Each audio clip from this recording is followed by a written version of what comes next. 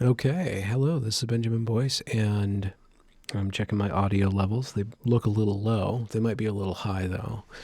I'll wait for a couple eyes going in. I haven't done anything live for quite a while. It's probably been a month or 2 months. I don't even know if we're working right now, but the future will tell us that we are, and so I should just ease on into this.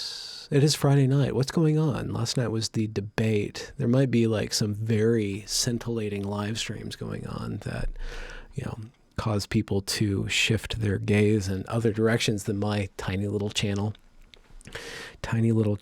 I feel like we're in a dead zone with talking about what's going on. Hey, Leazelle7. And so the election is going to happen. I don't really know what's going to happen with the elections. I don't really trust the polls. I have a feeling that it's not going to be that bad. I might be wrong, but I just have a feeling it's not going to be bad. Whatever happens, it's not going to be bad. There will be a lot of work to do. That's the question. What is the work that we need to do? What do I actually believe in? What do I want to perpetuate? And what do I want to participate in and build along with other people? So that's my primary value. It's like, okay, we have a new situation or the continuation of a situation that has a lot of rockiness going on. And my study, my particular study is with this critical theory stuff. And the critical theory that I have been investigating is critical race theory and queer theory. Those are my two avenues, right? And they are pretty big avenues. They have a lot of power, and critical race theory is ascendant. And so I have to kind of project what's going to happen with critical race theory and then the gender ideology stuff. Again, and I have this problem over and over again, if you critique the gender ideology stuff, people assume that you're actually critiquing the individuals that it claims to represent. The same thing with critical race theory. If you critique critical race theory, people think you're criticizing the people that critical race theory proposes that it represents. And so the whole project is to dismantle the identities, to unpair the identities from the ideology, right? To actually play a certain form of identity politic that works in the direction of, let's just say, the positive values, of constructing something, of community participation in some sort of project, or in a governance that facilitates and doesn't get in the way of people being creative, people building good, solid lives, and then reaping the benefits of productivity, reaping the benefits of economic power. Like that is the way. That's what I'm thinking. Economic power is the way forward. And there was something that Trump said in the election.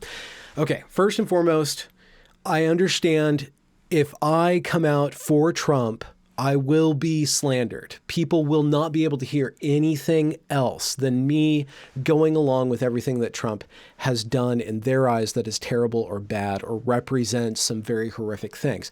I understand that people have a very negative belief or view of what Trump represents, but there are certain aspects that he says or that he proposes or that he does that I think you can pick up and say that this is a solid path forward. There's a lot of detritus. There's a lot of confusion. He's very chaotic. He's very stochastic. And that works to the detriment of actually building connections with people and, positive connections with people who disagree with him or who dislike him and who like him. So there's this huge divide around the figure of Trump, and that works to the detriment of the polis, of the civis. And I don't know how to solve that. I do not know how to solve it because I know that people have such a strong reaction against him that they completely lose the ability to think of the positive. And that's very unfortunate. So how do you do that? How do you build the positive stuff? Furthermore, I don't think anybody really likes Biden. I really don't think anybody's for Biden. Biden is not Trump. That's basically what Biden is. Biden represents a continuation of the Clinton-Obama, progress towards what, right? It might be good. It's this big, huge mechanism. It's this big, huge machine. It's all these industrial complexes and bureaucratic complexes. It's this huge bureaucracy and the government, which is really deeply rooted in our life. The mechanism of the United States government is huge and it's tremendous. And Trump is instigating a lot of chaos in that and shaking that up and really testing that. Not just testing our constitution, not just testing our morality, but he's really testing that bureaucracy, that huge mechanism. And I believe, or it's my understanding, it's my position, and the thing is too complex for me to really know anything about, but I do think that Biden will perform or perpetuate that system. And that might be good for a lot of people because a lot of people rely on that system, right? So in that system, there are certain things that can very easily take that system over. The critical theory is very amenable. It's very easily introduced and propagates and infects, let's say. And that I know that's a negative term, but that's the analogy. The critical theory, whether it's for race or for gender or for whatever it does, it was designed by people who can sit through 8-hour Zoom meetings, right? This critical race theory stuff was designed by academics, basically those people who can sit through these incredibly boring meetings, right? It's the bureaucratic mindset where you can just sit through this process of just slowly introducing these ideas, introducing these trainings, and hid inside of this some very divisive stuff. And I worry about that. I worry that Biden will basically be George Bridges. And the picture of George Bridges is a negative picture. I presented him very negatively. And in my work on the Evergreen State College story, I've been very harsh to George Bridges. But George Bridges basically is a good guy. He basically really wants the best for people. He is a bureaucrat. He plays the politics. He understands the system. He basically his one of his greatest talents is getting people to believe in something in order for the organization to perpetuate.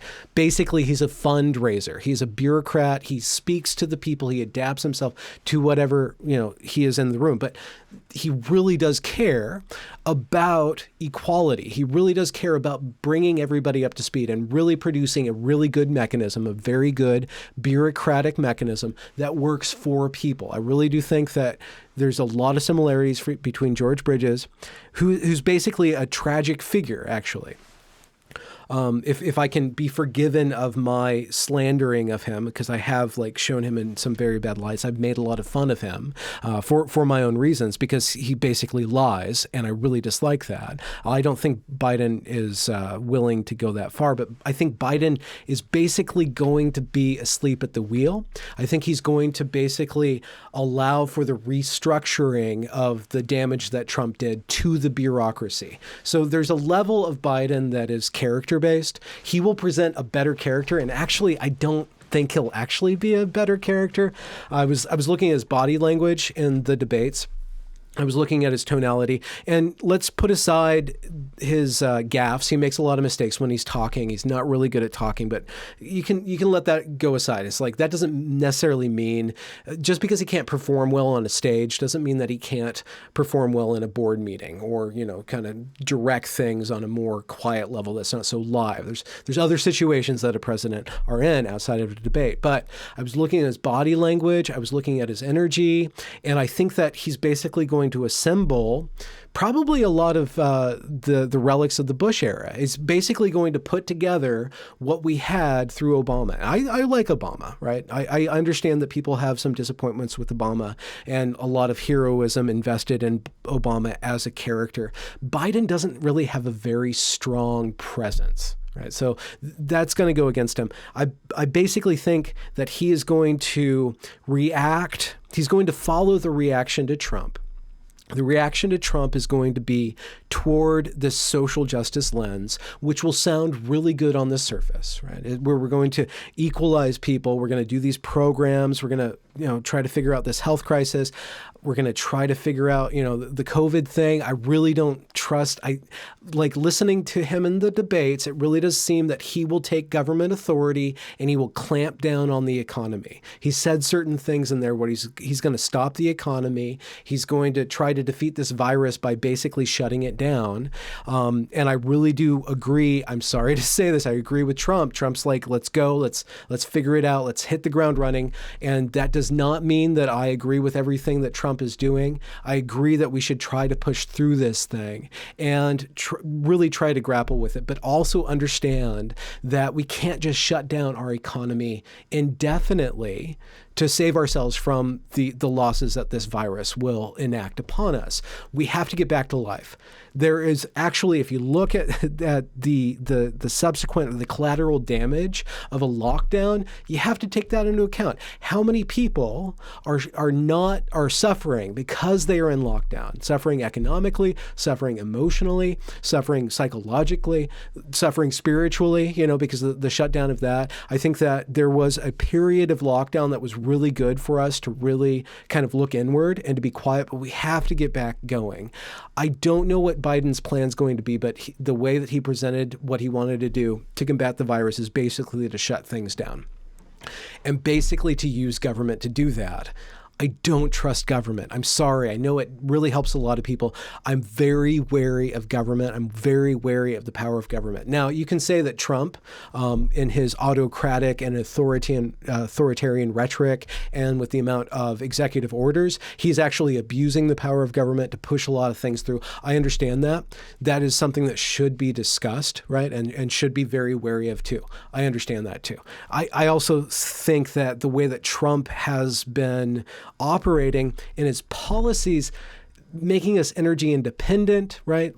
Really shutting down a lot of the old griefs. The weird thing about the debate, I don't know if you guys saw it, but when North Korea came up, Biden, if I recall correctly, Biden slandered Trump for embracing this dictator. Like Trump embraced Kim Jong-un. I don't even know if he's alive anymore. He's died and been resurrected so many times at this point. But Biden said, you embraced that leader. And then what was the result of that? Like the result of Trump on the world stage with all these peace accords? I know we don't like hearing it. I know there's a lot of people who don't like hearing it. And I don't even know if they're going to listen to me. I don't even know if it's worth being apologetic in this way, but he's actually that bluster, that blowhardness has actually produced some good things by shaking up the world order. Now, in that shake, there's a lot of things that can fall through the cracks. I understand that. I understand that people have very definite worries about healthcare. That conversation is too complex for me. So I have to excuse myself from really understanding the effect that Trump's going to have, but that running towards the economy, that running towards the free market, I really do think that that's our best way forward to solving a lot of the problems that ail us. And Trump as a figure, I understand, is terrible and horrible and horrific to certain people. I really appreciated that he changed his tone in the debate. I wish, if he does get elected, right, or reelected, if he does have another 4 years, my greatest hope, my prayer, I pray to God, I really pray to God that he changes his rhetoric, that he tones down, still keeps that bluster, still keeps that tippy toes and that aggression, but just tones it down. Just like 5 or 6 notches, right? And allows for people to breathe. I don't think that he allows people that much breathing room. And I was talking to somebody who I do admire, who said that he really hopes that when Trump doesn't get reelected, that things can turn back to normal, that he won't be so exhausted. And I asked, well, what is exhausting you about Trump? What is so exhausting about Trump? And it went into a lot of projection from this individual onto the world, that you can really let go of a lot of the anxiety, a lot of the exhaustion that people feel in the Trump era. That is their choice to feel. Right? You don't have to take him the way that he presents himself. It's really silly. You can encapsulate him in such a way that he does become kind of a petty tyrant and then he gets back to work, right? There's a way that we can manipulate the way that he's manipulating us so it's not exhausting. That's some judo tricks. But this is my plan. This is my plan. This is my thoughts right now. So whichever way that it goes down, Right. If we have Biden, my biggest worry is that bureaucracy, authoritarianism, we're all going to have to obey these orders. I don't want to go down that direction. I see that critical race theory and the trainings will flood our government. They are on the surface not that bad, but the result is eventually you're going to have a degradation of community. You're going to have a degradation of people seeing each other as Americans, of embracing our differences and getting to work, right? The critical race theory, there's a way to combat that, to actually address the history of America, to really address the different groups in America and the different histories that each of us have. We can do that. We can take more time in our education to really show the Black story. It's actually an incredible story. Right? You can tell those stories and empower people through those stories without putting that critical race theory on there, without putting that white guilt in there. You can really take out that white guilt and be honest and get back to work. And what we have to do, what I think I have to do, and to model. I don't know if I don't have any power. I'm not saying I have any power, but I can model a way that I think we can go forward by finding those voices on the left and the right that want to produce something, right? To really host honest people who have actual experience in the world with building and maintaining something that perpetuates good in the world, whether it's a business that actually functions or a nonprofit or some sort of, activist thing that really does help, let's say, homeless people. That really does help people who have drug problems or who have facilitated a way to incorporate drugs into their life. I think that there's people out there who are really honest that we can go and we can learn about. We can each be reaching across and building caucuses and building unity, right? That overcomes the bad ideas that I worry about. You can really, Evergreen State College, it could have been avoided if communication was key, if communication was enshrined. And the most disturbing thing about George Bridges, and I don't mean to criticize him, but I'm trying to wrap my head around how to end the Evergreen story. My biggest critique of George Bridges is that he wanted to shut communication down. There are certain patterns that he displays in his overall tenure of shutting down communication, of stopping people from filming, of stopping emails. He literally says, stop emails. We don't want to have emails anymore. If you can stop people having emails, then they can stop arguing. He really shut down discourse. That was the wrong tack to do.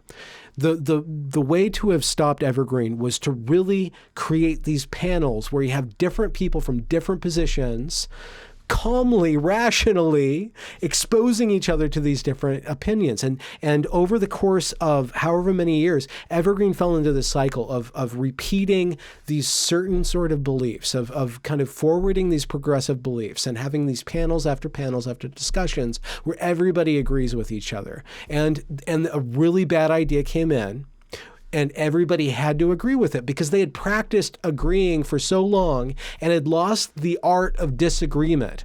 I think a lot of us have lost the art of disagreeing with somebody. We take our opinions so personally that we do not allow different points of view to come into light. And without that exposure to different points of view, there can be a case where we surround ourselves with agreement and then a certain very bad idea comes in. And that's what this critical race theory, the critical theory, it can have different forms. But basically, it separates people into the privileged and the oppressed. It's very easy to agree with that. It's infected one institution, one group after another. You can look into the atheist movement. You look into the academia movement. You can look at Evergreen. You can look at the quilting community. It happens over and over and over again. And I want to make this caveat that, I look at this stuff. I examine this stuff, and I've collected a lot of caring eyes. I've collected a lot of very intelligent people who are concerned along with me. I do think we have to provide ourselves the possibility that we are examining something so much that we're blowing it out of proportion. Right? It might be the case that these different caucuses, that these different segregated training things aren't necessarily bad, right? Or we are making too big of a deal of them. We ourselves can be possessed by this anti-ness to these ideas. So I think we need to not go too far in fighting it. And the problem with this, so the problem with my tact is to really connect with different people in different groups, right?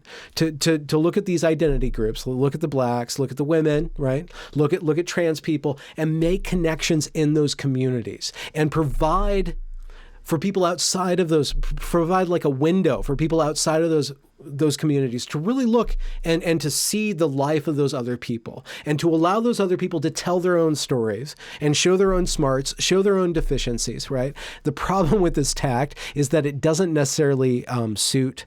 It might work. It requires patience. It really requires us like just listening to somebody. That's not going to do good numbers. It's not going to make a terrible dent. I think that there was a lot of promise in the #walkaway movement. And when that first surfaced, I saw that as a very potent potential for individuals to interact politically by sharing their stories. Now, the problem with the walkaway movement is that it is against the Democrats. It's not really yet for something. And it's very good at marketing, right? And it's very easy for people to get on board with and to provide like kind of a middle ground for people to really say, I'm tired of these ideas. I'm tired of these ideologies. I'm tired of the way that people are treating me in this camp. I want to go somewhere else. That in and of itself needs to go deeper into us actually building something. And in order for us to build, we have to let go of our disagreements, right? In order, I think I'm going to parrot Eric Weinstein a little bit. I think it was Eric Weinstein. He said, if you really want to go beyond race, go beyond identity, go beyond gender, try to play a song with somebody. Like pick up an instrument and be in tune with somebody and try to get along with somebody of a completely different race or completely different place of the world or ethnicity or whatever we want to categorize that. In that act of trying to create something that's musical, all those differences fall away because we're no longer concentrating on those goddamn differences. And those differences are wonderful and humane. And I'm sorry to cuss at those differences, but the way that they are treated in these in this conception of trying to save these different identities, of trying to save the world, of trying to create a safer environment. I understand that there's a need for that. I understand that there's a need for that. I understand that there's a need for that. But in that pursuit of utopia, in that pursuit of equity, what are we actually building? Are we building a business? No, we're going to create a CHOP, right? We're going to create a Chaz. We're going to create another equity room, right? At the end of the Evergreen protest, what did the protesters get? They got an equity room, and everybody had to go through training. And eventually what George Bridges did is he shut down faculty communication, and he forwarded these ideas of diversity, equity, and inclusion that weren't really diverse, weren't really inclusive, and that equity amounted to a bunch of different seminars, which are really silly if you look at them, and I expose them. And then this equity space, right? Like, what are you actually creating in that space? Okay, you get an equity room.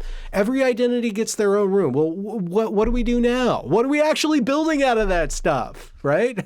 Like, my core principle philosophy is like, how are we creating something that has power and energy and really does provide wealth for people, right?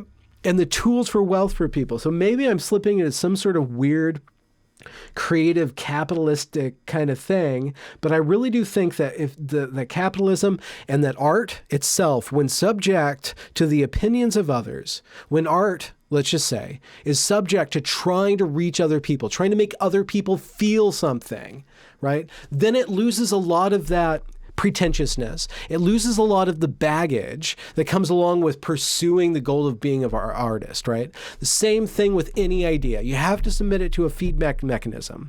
The critical race theory is designed in such a way, the critical theory is designed in such a way that it stops feedback. It's just like this kind of, this bubble of belief that people like perpetuate, and they get invested in all these identities. It happens with your gender, happens with your race. You don't create anything out of your identity. Yeah, sure. Some people can be good on OnlyFans. Some people can be a personality on the internet. But being a personality on the internet in and of itself isn't actually anything unless you're actually reaching people. Like really like shedding your identity and making connection through all these interfaces, through all this technology crap and through all this identity stuff. You're making connection. Then what do? Let's go forward. Let's do something. Let's have some joy, right? Or you can use that to vibrate around oppression. You can really use that connection to vibrate around all these things and meditate on all this darkness in the world, and then you perpetuate that darkness in the world, you really become the demon. I had a lot on my mind. Jeez. I really do think that we're just in a dead zone. We just don't know what we're going to do. Sorry. We don't know what's going to happen, right? We're kind of in this suspended state. I really do think that we can connect as individuals. I really do think that critical race theory can be defeated, and all the negativity around Trump can be defeated by being friends with people, right? Like, how hard is that? And I know it's hard because I present in my own way. I present negativity. I'm a critic. I go out there and I take a stupid idea, or I take a stupid freaking, like that 7 circles of whiteness thing that comes off to a lot of people as critical. I understand that. That comes off as me, like a dog with a bone, right? Just gnawing and gnawing and gnawing on this thing. I think that stuff is hilarious, right?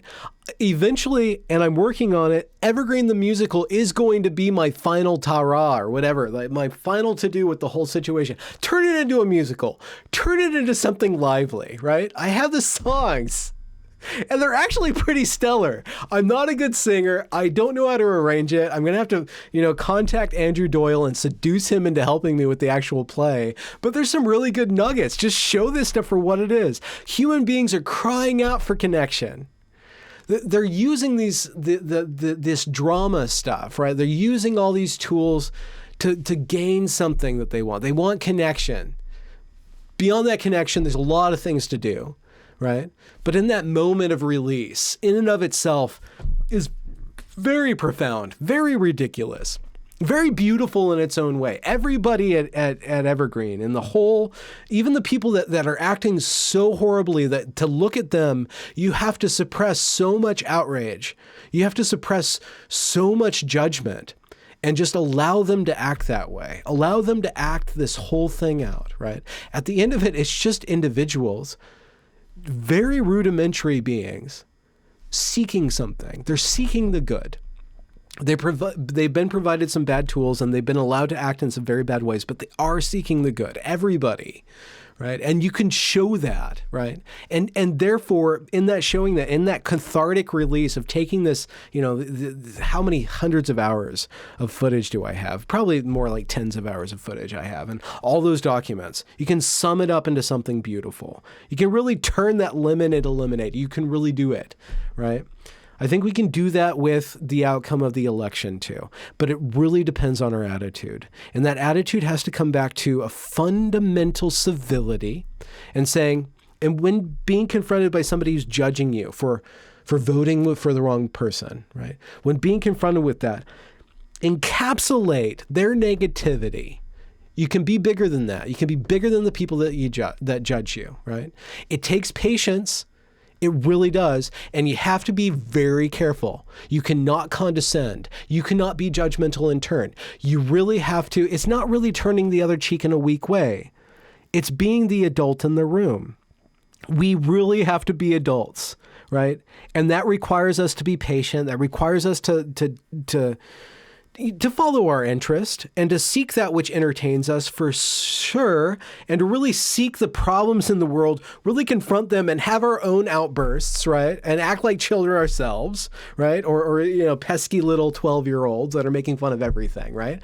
Give our own selves room to breathe, but really connect with that other person, right? And I think that there's a lot of growth that can happen in the intersection of the conservative and the liberal. I guess you can say the classical conservative and the really deeply the classical liberal and the deep conservative. And the enterprise person. I think that there's a lot of discussion that has yet to be explored. There's a lot of normies that are actually godlike in their superpowers of being normal, right? I mix some language. I mean, there's a lot of superheroes out there that just listening to them, with my platform, just going out and finding those new voices and providing them a platform. I think that we can build something that's beyond the state that we're in now. If Trump gets reelected, people are going to blow up. I think that they're going to get tired of blowing up. I really do. I think that Trump in a second term could actually push some things, like really push the CRT stuff, really push some trade deals, set us up for a good economy. I think he could do some good, right? He has to be given the right pressure. It's an art to push back against him. So we need a better media. We need a better, which number of estate is it? Is the third or fourth or the fifth estate, right? The media needs to change. And as individuals, you need to change too. You need to pay attention to different content. You need to create reactions in the world that are different than the reactions that we have now. I posted on my channel, on my community page, I asked, are you undecided? And I asked, are you undecided, and what would make your decision? And if you're a U.S. citizen and you're undecided, because I'm really curious, are there any people who are undecided? I want to hear your story. And I didn't get to really read it. I haven't had time to read it. But I did see people stuck in this debate of like, yeah, I'm voting for Trump, then you're bad. If you're going for Trump, you're evil. Even if he's doing one or two good things, you're on the bad side. And there was such a gridlock.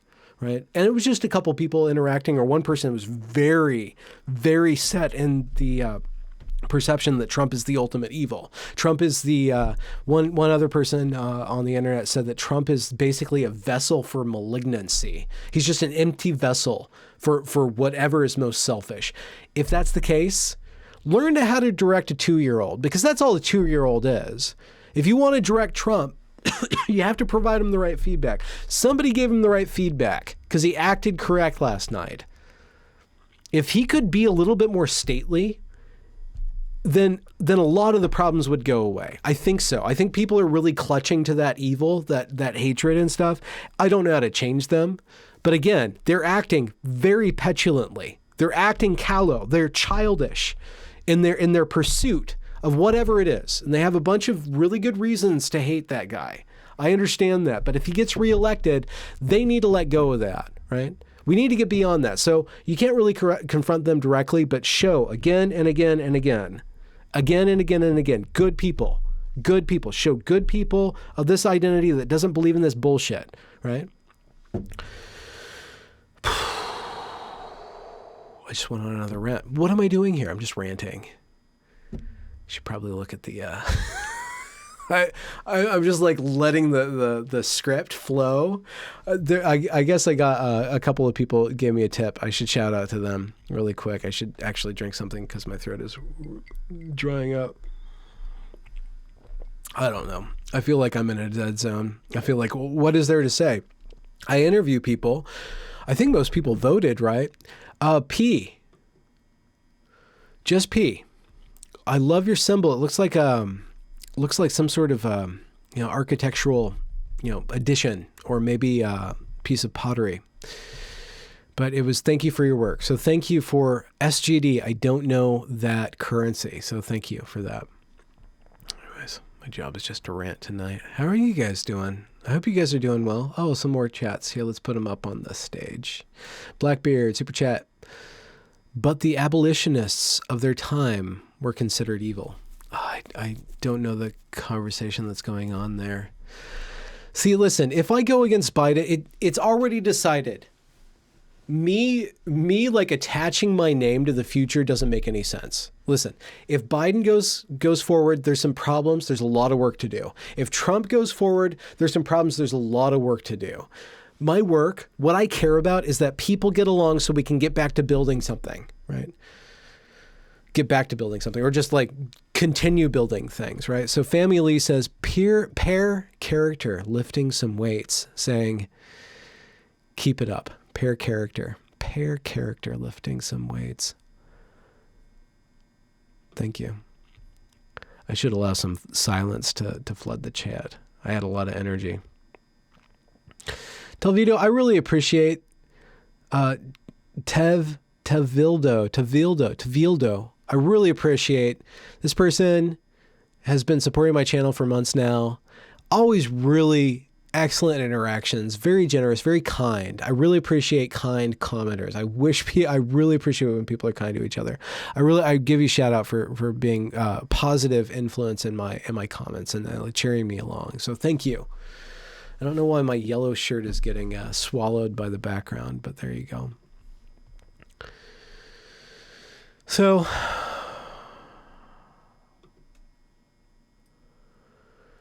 Blackbeard says I'm on the right side of history. The thing is, history is already in motion. There's like how many 20 million people already voted? I don't know how many people voted, but like there was this number I saw. I'm really bad with remembering facts. Like that's a very big problem with my channel. Like in order for my channel to go further, I have to get more professional. And one thing that I have to do is remember facts. I constantly forget them. Like I see them and then I forget them. I wonder if there's like some way to like change that, but that's where I'm stuck. So like that, I wanted to acknowledge that like that's like one of my weaknesses. JS, hi from England. We're all at Evergreen now. We really are. The stuff that's going on in England is pretty interesting too. And I read a couple of pieces. I was going to interview Kathy Young tonight, but that got postponed to next week. And then I have jury duty. During the week of the election. So I'm going to be stuck in a room with some sort of petty like crime that I have to like have a decision about. That'll be really interesting. But it'll be the week of the election. Where was it going with that? Though we are all in Evergreen now. And John Taylor says, hope you keep writing the musical. It's the ideal form of the Evergreen story. Yeah, I have a good one. I sang it on Twitter. My voice is really bad, but it's definitely like this song. I knew this was the crown, right? I still have to do the Brett song and the Naima song and the Shamarika song and the Jamil song. Like there's other characters that I have to figure out, but there's this one moment. It's so perfect that in the middle of the struggle session, so on the 23rd of June, 2017, the students, in the morning, they go to Brett Weinstein and then they go to the administration building and then they create like this huge struggle session. It's this really intense moment. I devote a lot of time in the Evergreen story to just going through and showing what's happening. But there's all these people that keep on attacking and attacking and attacking.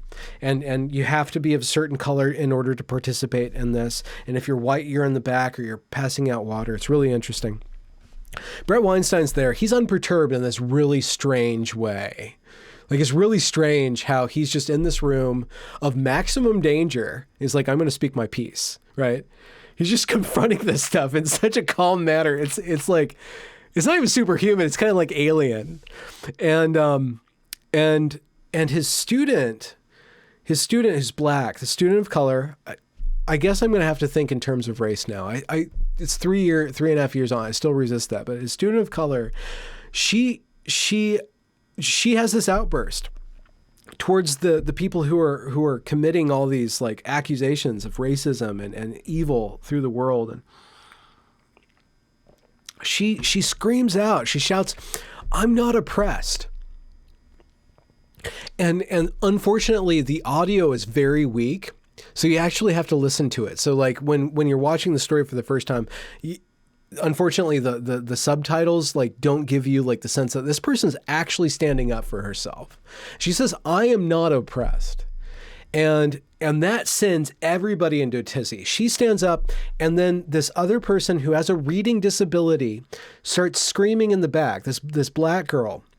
She starts screaming about Brett. Like, why don't you let him talk? Why are you accusing him of being evil, of racist? I want to hear him talk. You aren't letting anybody talk. She has outburst. And the people who are controlling the struggle session, the students who are controlling the struggle session, just attack those two women, those other two black women, and say, "You don't know you're oppressed? Like you're on some sort of plantation." They whip out this really strange language, like they're lost. They're the lost ones, y'all. They're the lost ones, right? So there's this song that I wrote, and I can't do it justice. Maybe I should just recite it. We're Brett's student in the musical, right? So we're performing this whole thing in the musical. It's going to be so horrific. I think it's going to be the most offensive, most cancelable piece of art of this era, to like actually take what happened there and to give it a score and to give it an orchestra. It would be so offensive because they are acting so offensively. But she sings, "I'm not oppressed, I'm not oppressed. I didn't come to school to be pandered to. I want to do my best to learn some skills, not to be force-fed pills that'll make me worthless in the workforce, lest I become an HR shill. I am not here to play a game of cat and mouse with their white guilt. I'm not willing to spend all my life obsessed with history's filth. I may be melanated on my skin, but why should I pretend to be offended by a difference of opinion? You must face this. Brett's not racist. Your allegations have no basis, and I hate this, that you've made a villain just so you can play the victim. But I refuse to acquiesce to your abuse and crass protest. I won't be used to demean the progress from slavery to equalness. I'm not oppressed. I'm not oppressed. And it's like this Disney princess song, right? This voice is so sweet and so filled with like, she's not even like angry at the people. She's like breaking free of the oppression that they're creating, and they're trying to defeat oppression. They're creating so much oppression. Just this voice comes up. It's so glorious in my imagination. It's so freeing. She's just sailing. And what do? They say the worst things that I'm not allowed to say. They say like porch monkey and coon and Uncle Tom. They just like, they all attack her and they bring her down. It's this horrific moment.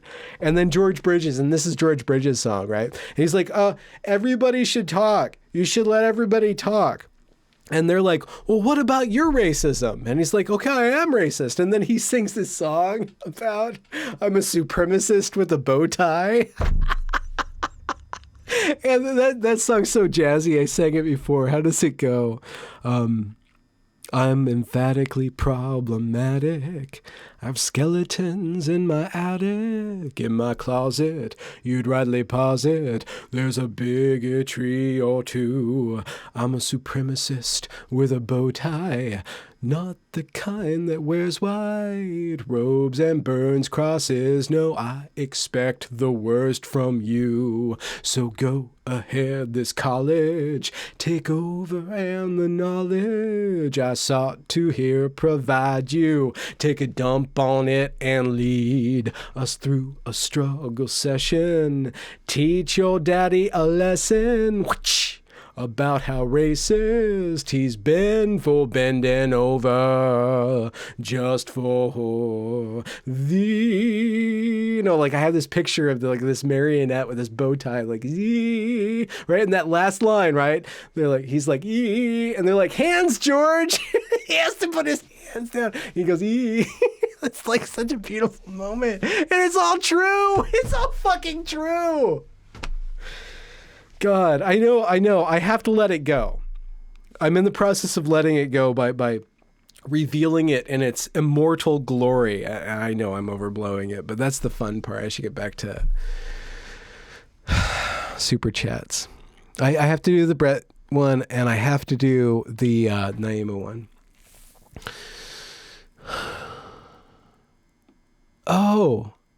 Okay. A lot of people are being really nice to me. I'm going to read some super chats. I have to go back. Where I miss? John Taylor. Hope you keep writing the musical. Okay. And then Brad P.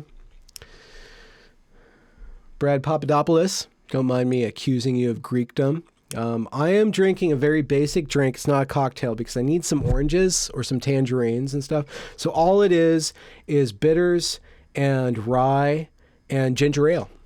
And it's Reed's Ginger Ale. You can't see it because it's in a green can and it's being swallowed. But actually, Reed's recently came out with cans, which I prefer to bottles because bottles are really a pain to deal with.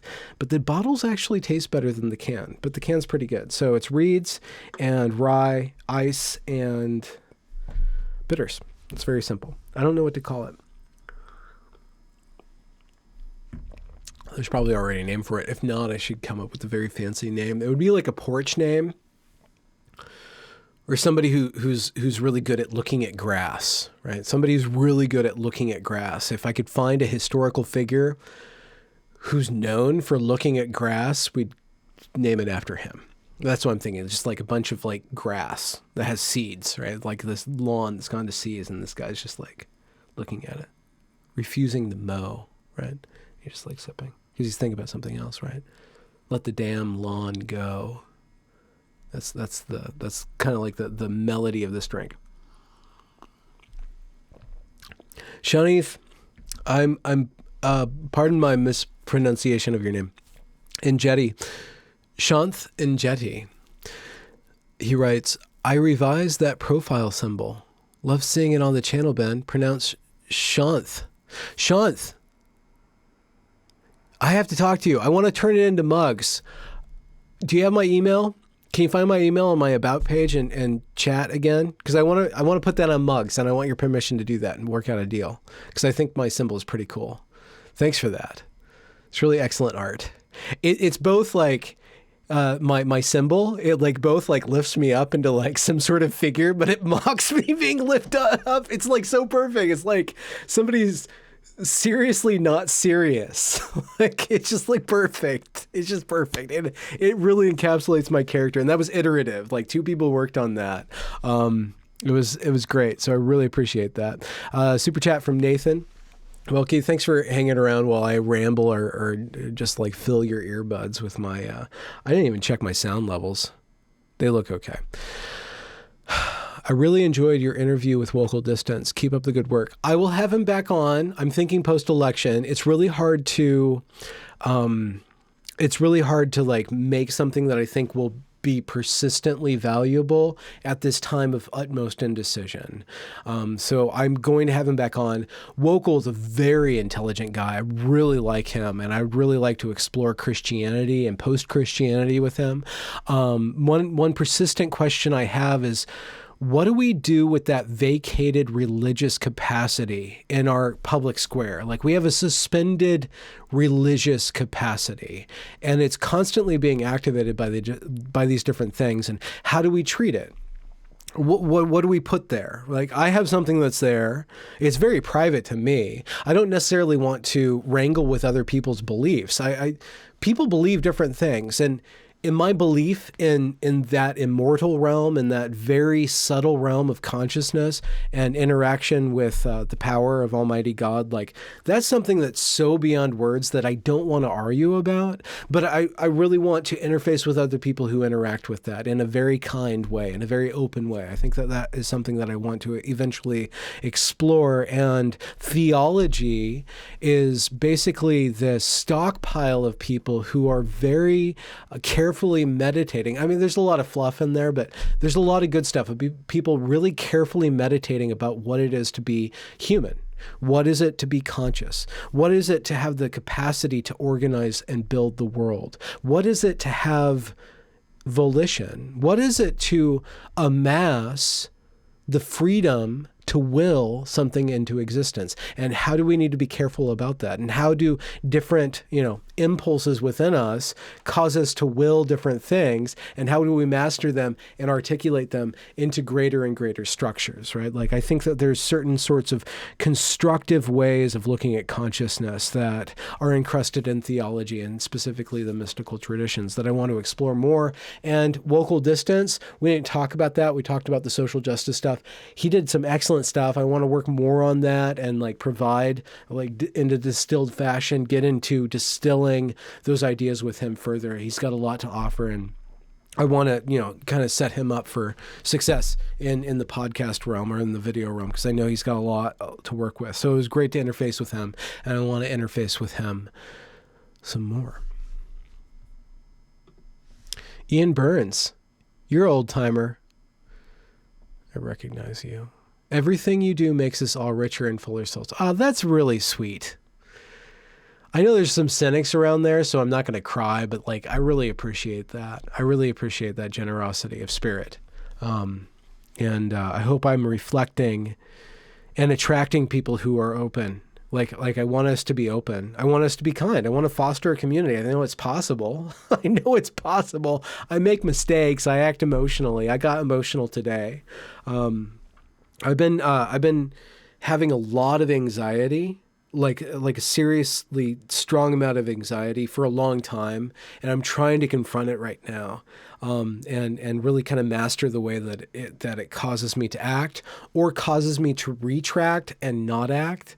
So I'm kind of watching my emotions. And whenever I act emotionally on the internet, whenever I engage in argument or accusation of somebody, even accusing somebody of insulting me feels like I'm going too far. I always have to take the high road, or I feel like I lost something. I feel like I lost not just reputation, not just something in the eyes of others. Like when I act in an emotional way, when I interact in an argumentative style, I feel degraded. I feel like I'm no longer free until I apologize and resolve that tension in that relationship. I really need to be free with people. And even if they disagree with me, I need to reflect their behavior in such a way that they stop insulting me, but we can get through that insult.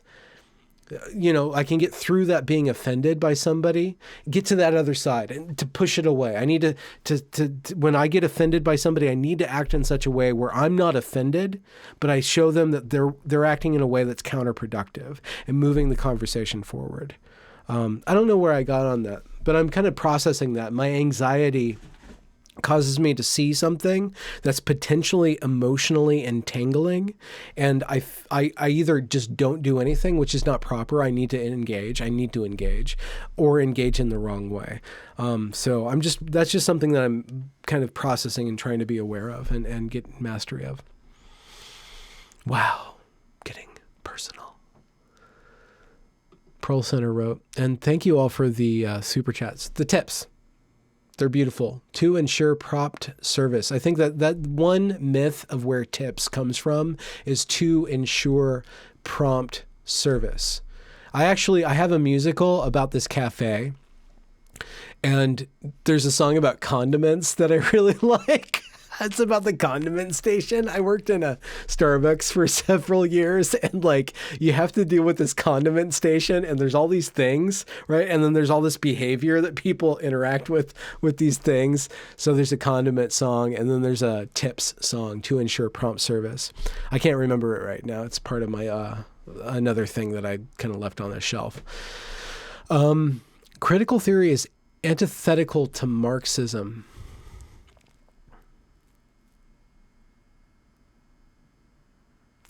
Marxism. I don't know how to interact with that. I don't really understand Marxism.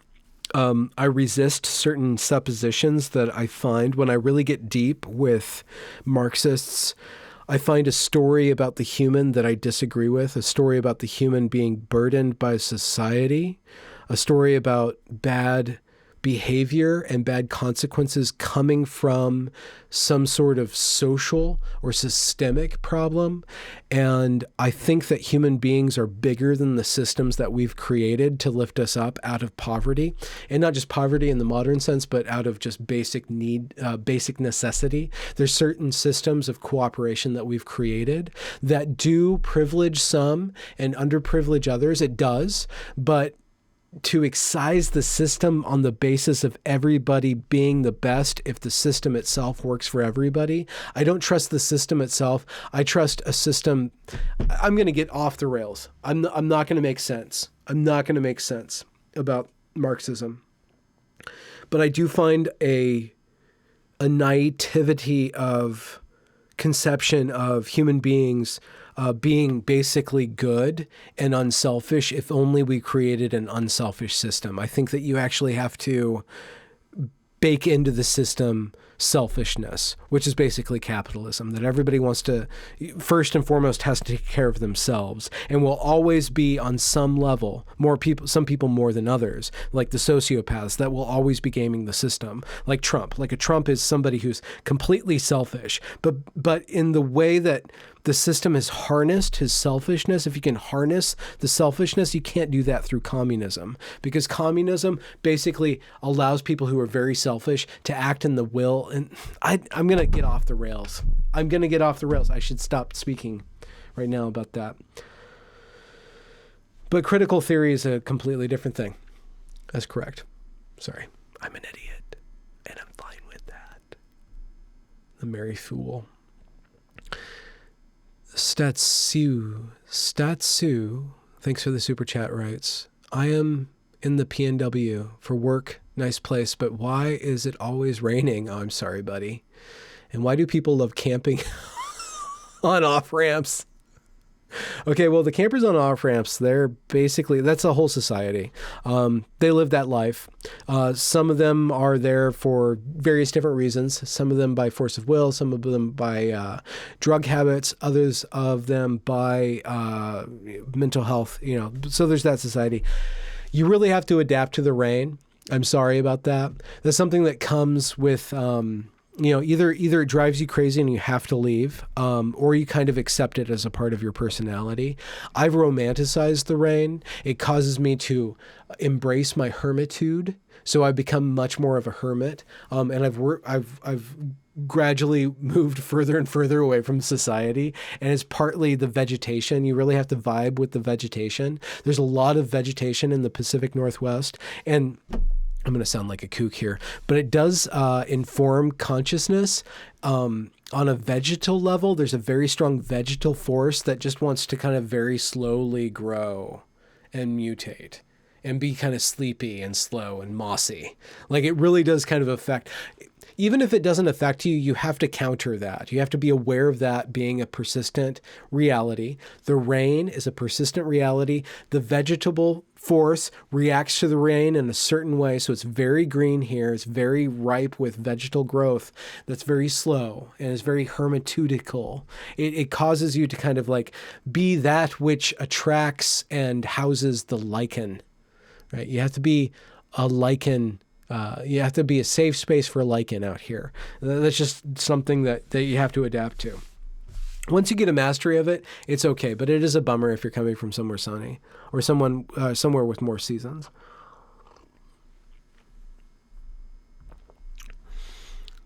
Wait, somebody said my name. Oh.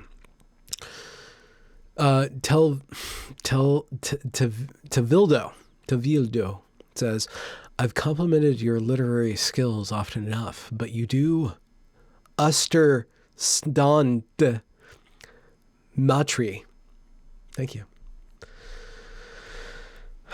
Thanks for letting me go through a very intense bout. Now I'm just kind of in a relaxing phase. I really had to process the election stuff.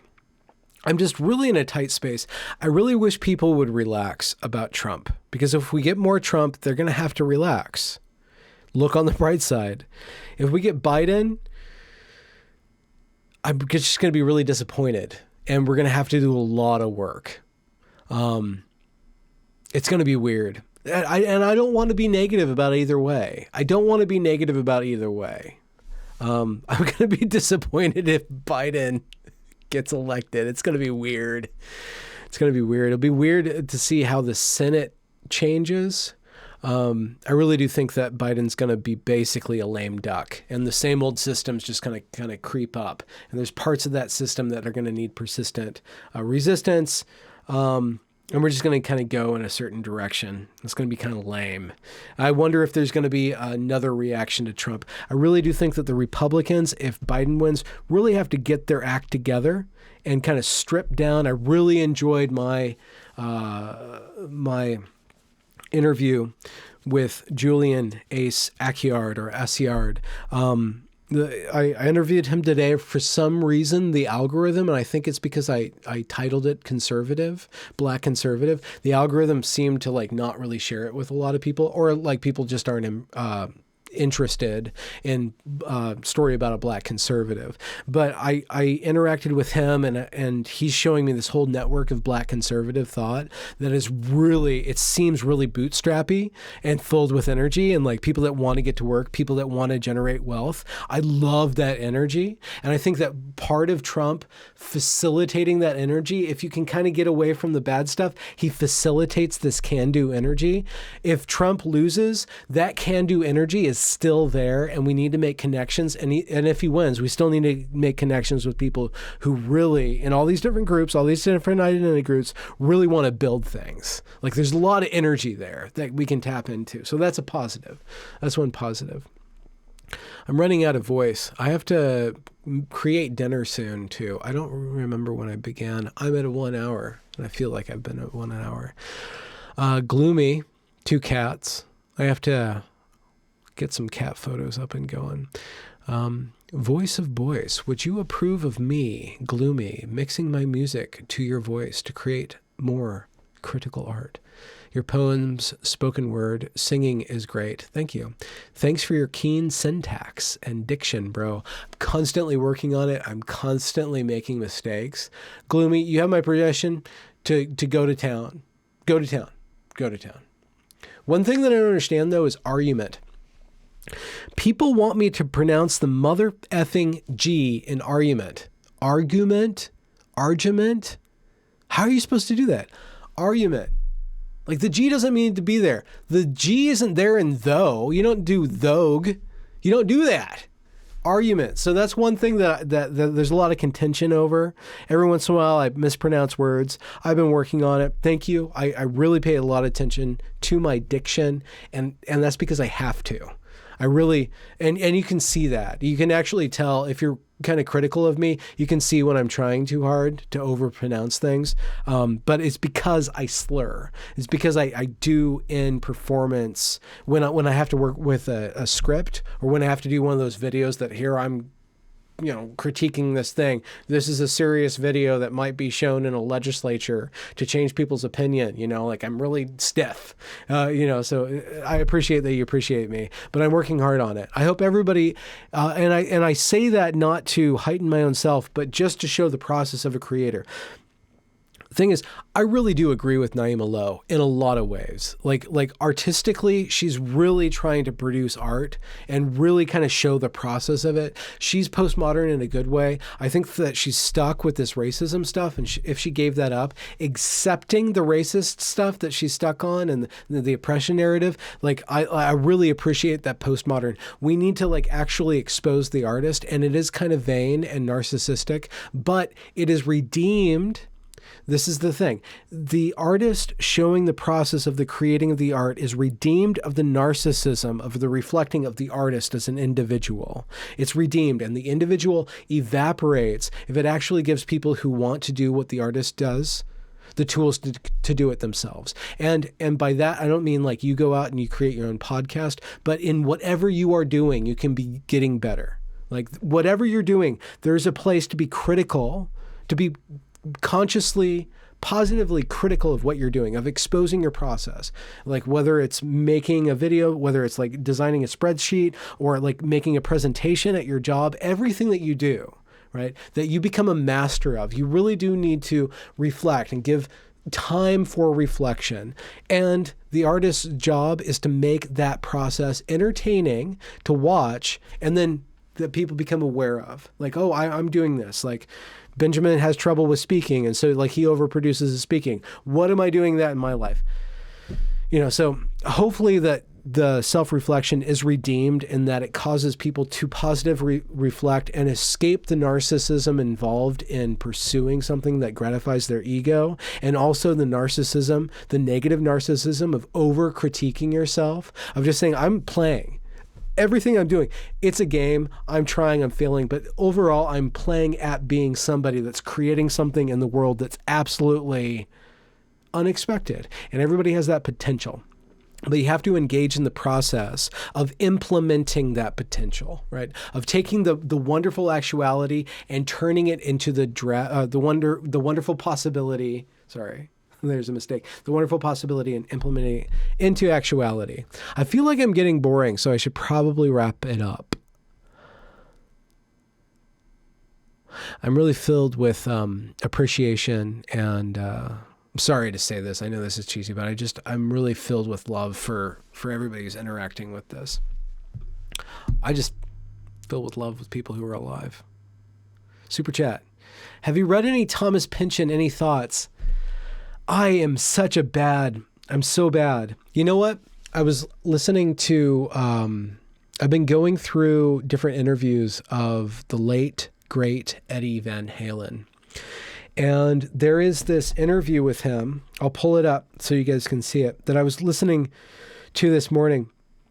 And he just totally geeks out on like how he designed his Stratocaster. It's really an interesting interview. And unfortunately, I don't want to say this because it's critical. The interviewer absolutely sucks.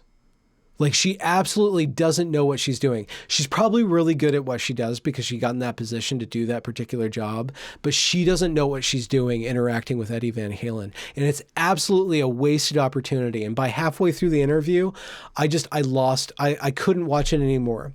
And that comes from like me, like doing interviews and like, you're totally not unlocking him.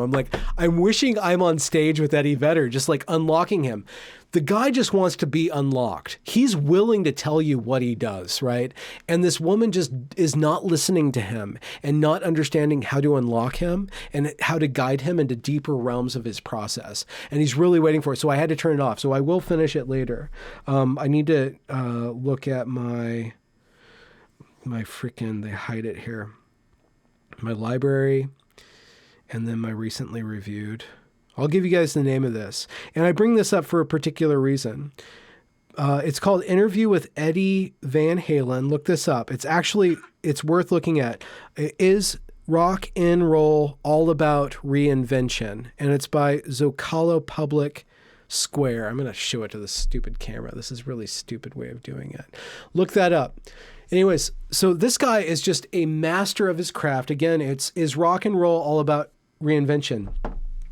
And he just starts geeking out about his process of creating his sound and how he was completely blind. Like, people, according to him, people created notation to express or to describe what he was doing with the guitar, because he was doing things with the guitar that nobody had thought of necessarily or thought to create a notation for. And he was so out on his own limb, just playing around with the instrument, that he ended up not listening to any other music.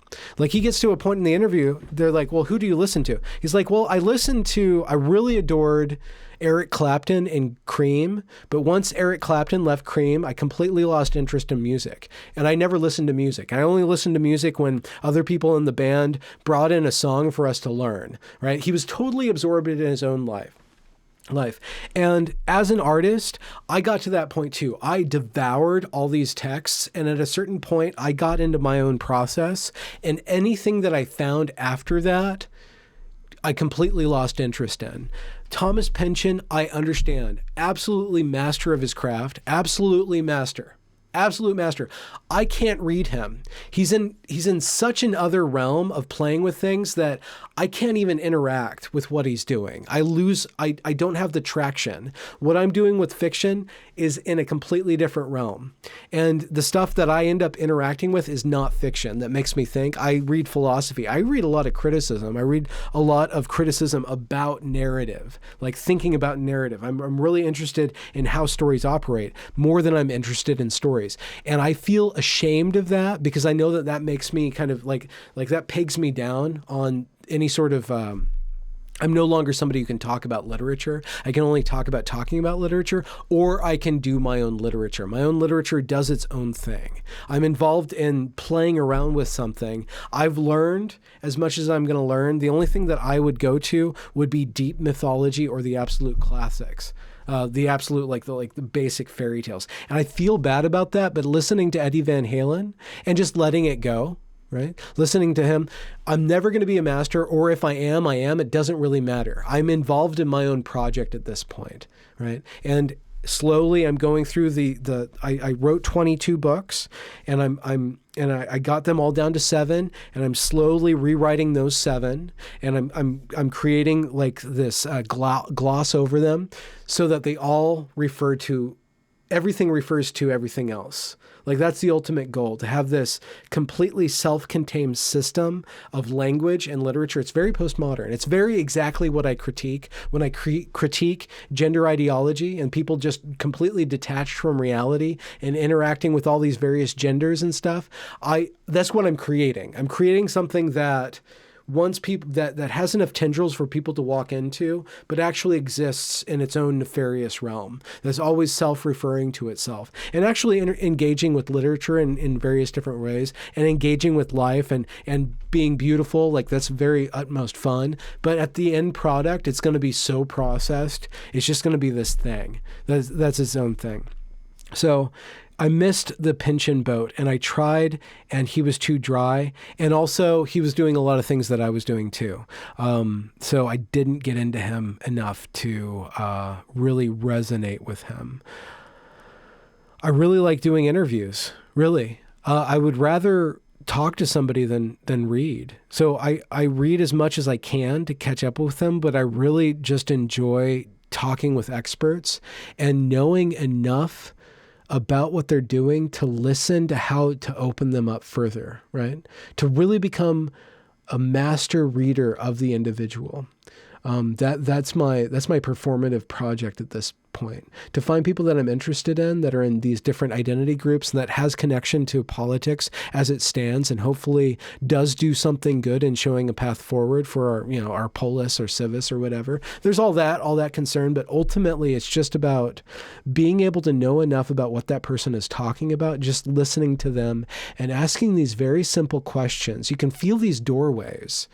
And when you're really listening to somebody, you can feel these doorways, either to explain themselves further, to clarify themselves further, or to go deeper into their thought process and to open up like successive realms of expertise and knowledge and knowing until you get to that point where their curiosity is, right? Where you surpass all of that which they know and you get to that edge of what they're thinking about, of that next, of what they're playing around with, just like Eddie Vedder. Like in that interview, he just wanted to show how he's playing constantly with these instruments. And you can get people to that point. And that is that electric, magnetic point where even the people who hate the person that you are interacting with, even the total critics of that person, their criticism kind of doesn't have anything to land on, because you can hear an individual like reaching out into the unknown, and that silences even the critics, because that which is not yet, the critics have no say over, and they too have to submit to that possibility and to that creation of actualizing the possible. And the critic, that person who ends up being some sort of symbiotic leech on the back of the bull, of the person who's charging into the future, even that leech has some possibility or can wring some sort of new blood out of that bull that they're critiquing constantly. And I really, even the critic who totally annoys me, I get really annoyed with people who do nothing but criticize other people. But what really annoys me is that they don't see that they too, they're pining for something too. And like the ultimate goal is to even make the critic silent and turn the critic into creative. Even if they're derivative, even the derivative can be interacting with that which is not yet and spindle out into this possibility. I know I'm not making, or I'm making a low amount of sense, but I hope there's something sensible in there. You know what I want to do? I want to make a guide for people who are in bad trips, where I just read the B&H photo, like the manual, not a manual, but the catalog of Sweetwater or B&H, just read about all these different things. It just really set up my audio and make this bad trip where people can go who are really like agitated by the LSD or the psilocybin, or the psychoactive ingredients that they took in a bad state. And all they do is think about lighting and think about the chords and the plugs and the amperages. And there's some really beautiful copy in these catalogs that are so amazing, and they're just completely detached from a bad trip. So eventually that's one project that I want to do, where I just read, like this 4-hour just bad trip video where you can go and just be completely calm and just think about audio and video and all the stuff that's there for you to buy. Anyways, thanks Cat Hart for the super chat. I should wrap it up. 6:00. I hope I gave you guys something that's good.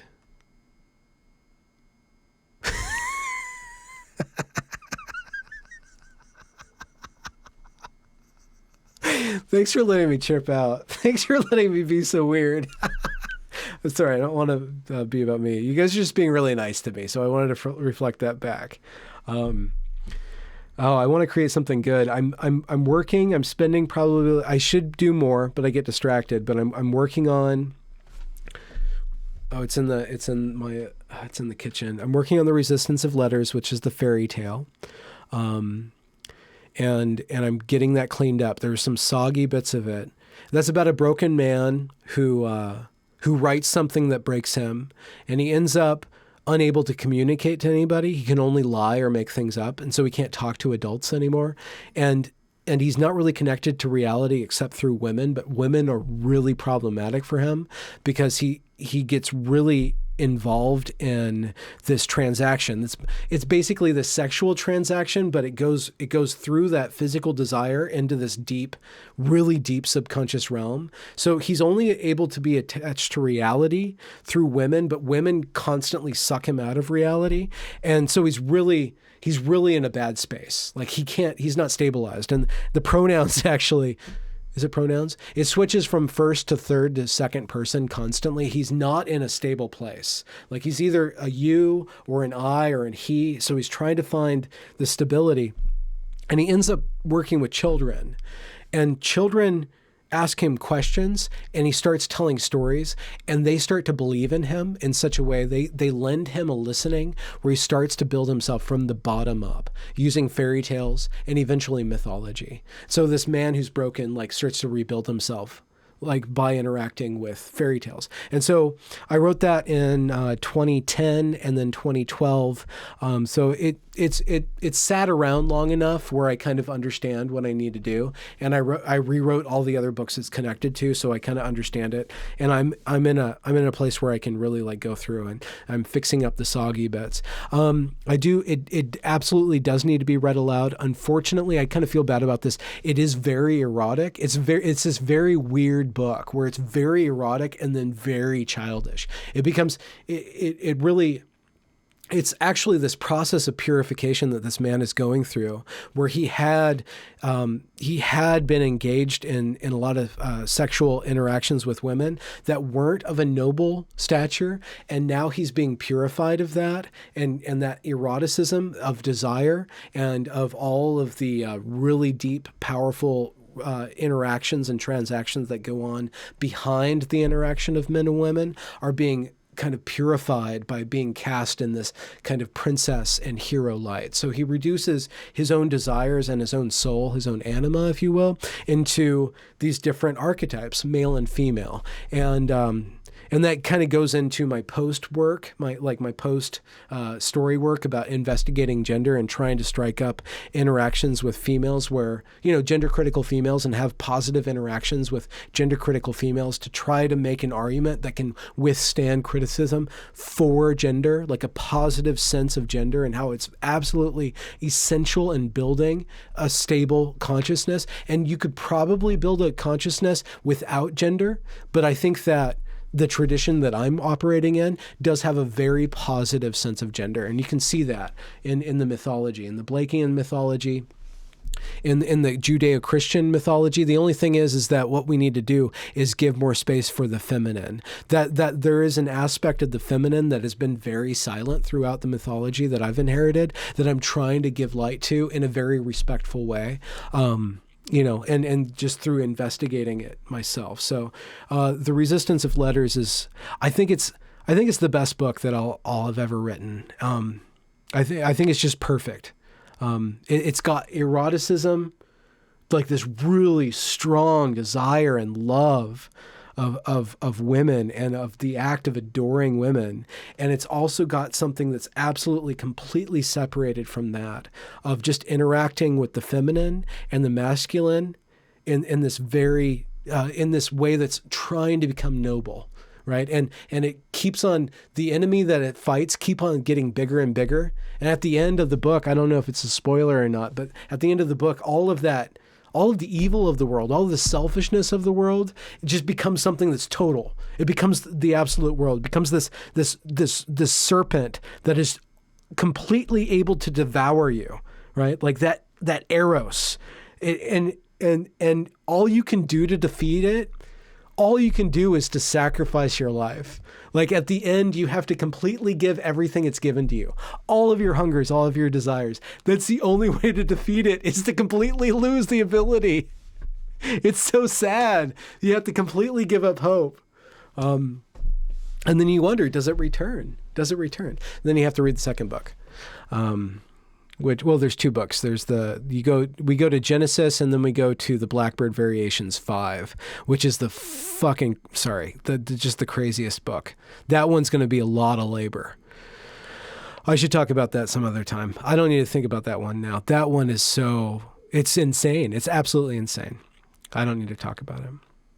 I'm just filling your head with hopefully sweet nothings at this point. I should take another drink.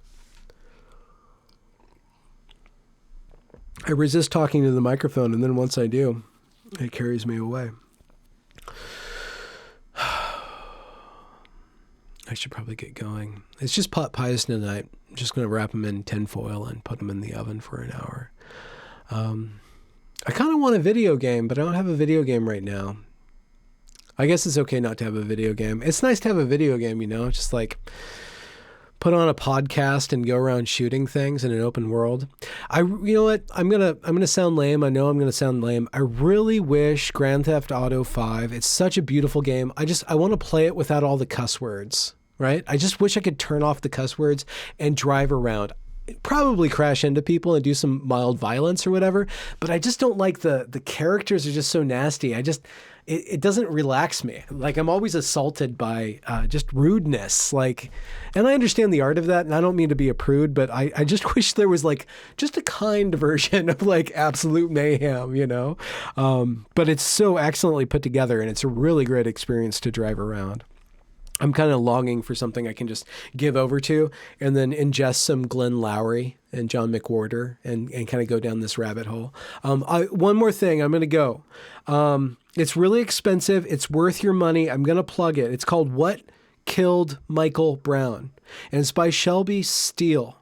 And it's a conservative take on Black Lives Matter. It's very respectful. It's $20. You have to go and find it on Vimeo. Amazon kind of did some tricks where they didn't want to stream it or something, and that got resolved in this really funny way. I'm really upset with the way that conservatives are being treated by these very powerful mechanisms of information distribution, Amazon, Twitter, Facebook, etc. It's really sad, but definitely it's worth your money. Hopefully it goes cheaper. What Killed Michael Brown? The Black Lives Matter movement is an opportunity for us to really make connections with that community and that story. And there are different versions of that story. And it's important it's being used. Black lives are being used to forward an ideology. And so what we need to do as citizens of this country is to encapsulate the actual stories, right? And be able to separate the wheat from the chaff. And anyway, so What Killed Michael Brown? It's a particular point of view. It's probably contested. It's probably got a lot of critics on it. And I'm not aware of the critics, but it does tell the story of struggle to gain wealth and to really make a life in America that the black community in certain areas has faced through public programs have actually been a detriment to the amassing of wealth and also the not being engaged in with other programs. So it's really important to understand that community and to separate the negativity, to separate out that communist stuff, to separate out the stuff that's being done in the name of the black experience. And I know my identity kind of puts me out of that.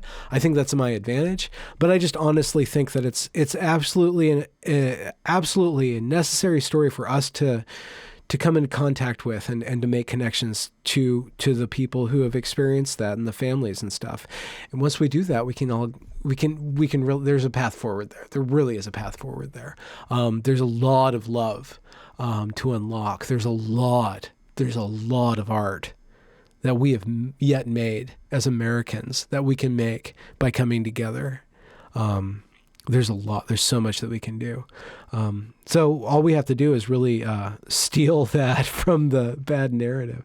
Anyway, so What Killed Michael Brown? It is $20. You can get it on Vimeo, and they get 90% of that. If you go through Prime, I think they get 35% or 50% for, so definitely go through Vimeo. Am I saying it right? Vimeo? Yeah, What Killed Michael Brown. So plug for that.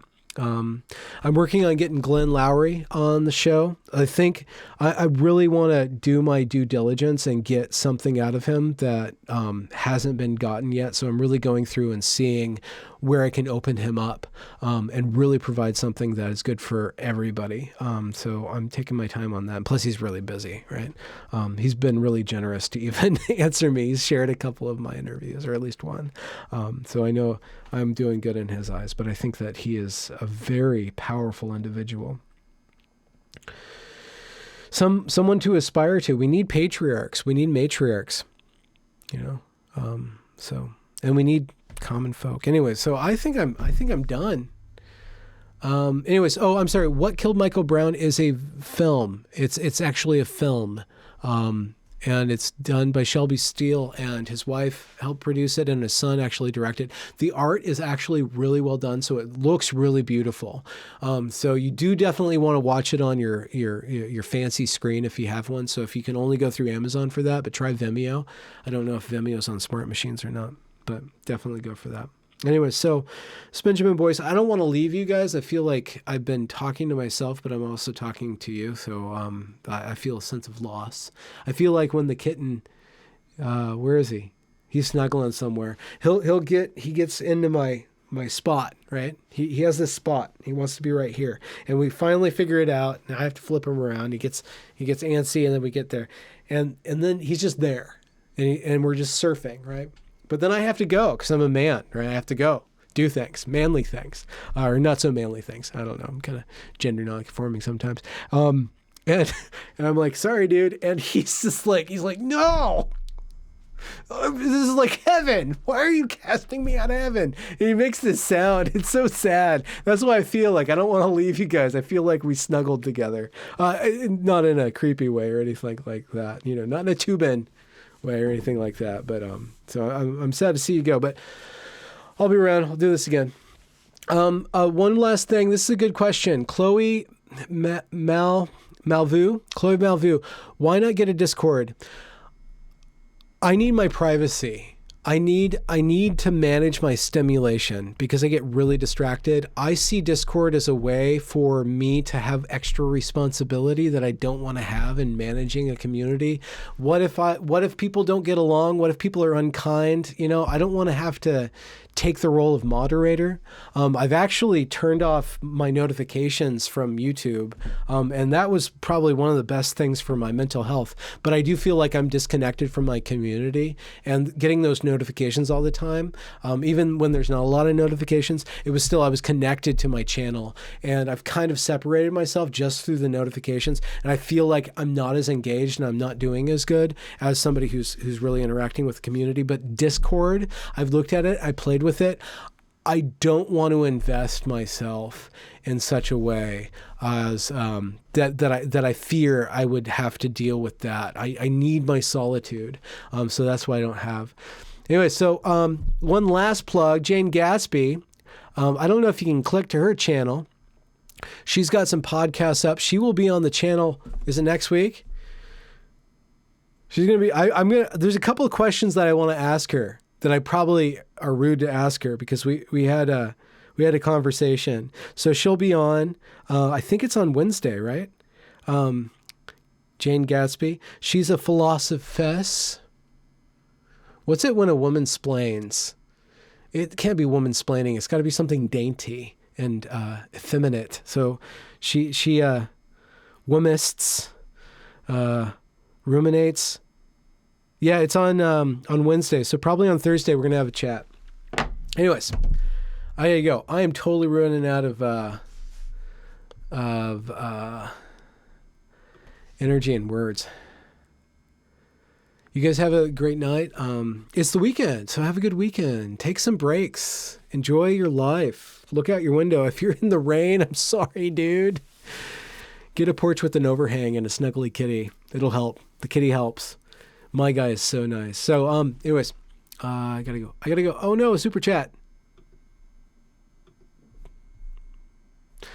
Why do you guys have such difficult names to pronounce? Therium Maelstrom. Therium Maelstrom. So powerful. You're powerful. Everybody's powerful. Be creative. Do good things. Have a good life. I'll talk to you soon.